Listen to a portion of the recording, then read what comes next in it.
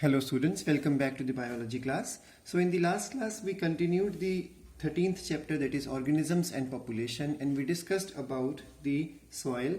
We discussed that soil is the upper withered humus containing part of the earth's surface, and the quality of the soil, whether we say it's a fertile or infertile soil, it all depends upon the upper withered humus containing portion only. So if the humus and the nutrient part is washed away because of the water, or if it is displaced from there because of the movement of the wind, in that case the soil will turn out to be infertile soil. Like you would have seen around the roadsides, that soil is supposed to be the most infertile soil. So we learned in the last class that the withering is the process of breakdown of rocks into soil.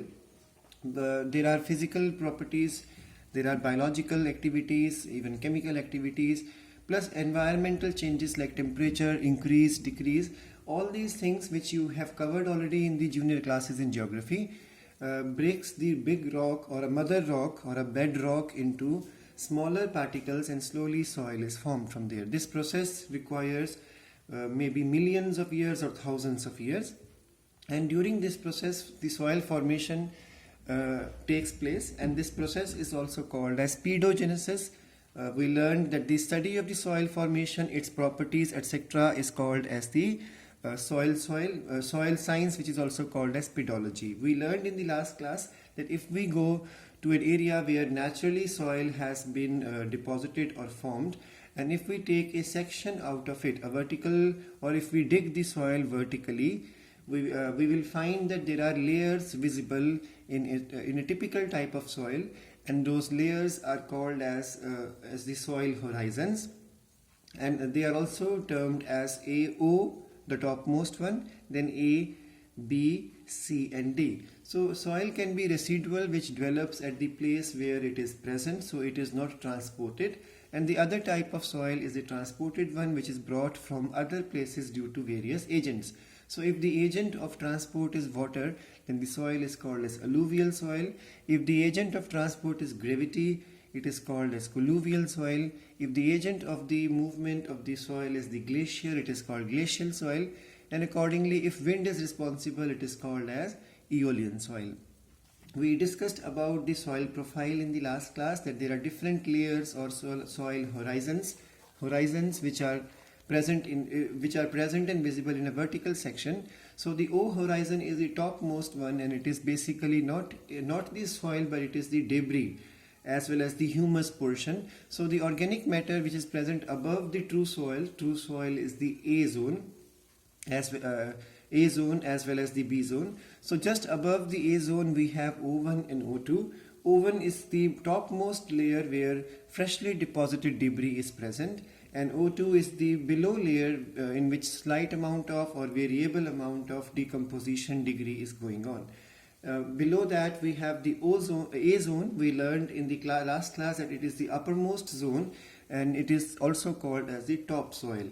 It could be few centimeters to even go to 3 meters, and this is the area where maximum biological activity is visible, and we can see the microorganisms, macroorganism, burrowing animals. We can even see the roots extending into this zone. So roots of the plants are present in this zone, and remember, it can be quite variable. It can be just few centimeters, or it could go even up to 3 meters, and it is divisible into 3 parts: A1, A2 and A3. We learned in the last class that A1 is the upper one and the dark one, rich in organic, inorganic portions, and the A2 portion is light because it has undergone leaching, and which is also called as illuviation, not this spelling. We learned about the illuviation. After illuviation, what happens is the soil becomes deficient in their inorganic part or the water soluble part. A3 portion we learned in the last class is also lighter in color, good in hydration and poor in aeration, as well as in the microbial activities.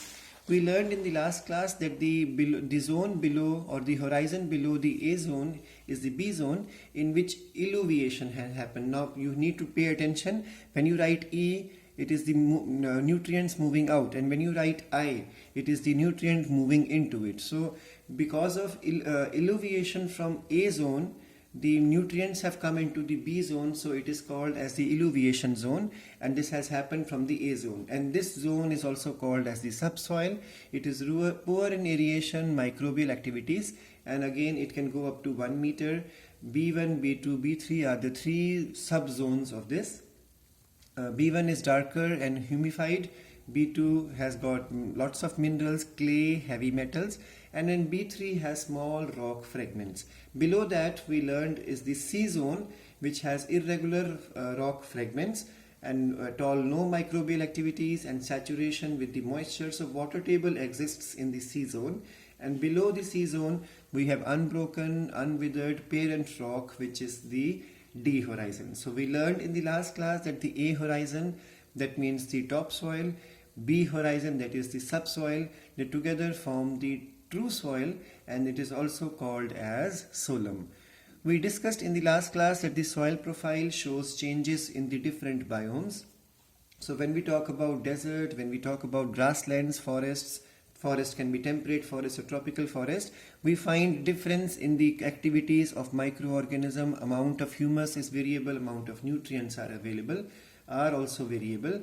And we learned that types of the soil can be zonal, in which these horizons are visible, azonal when the horizons are not visible, and azonal soils are of two types, alluvial and immature soil. Indian soils are basically three types: red soil, also called as late red soil, the black soil, also called as the rigor soil, alluvial soil, and Terai region soil, which is also called as the Baber soil.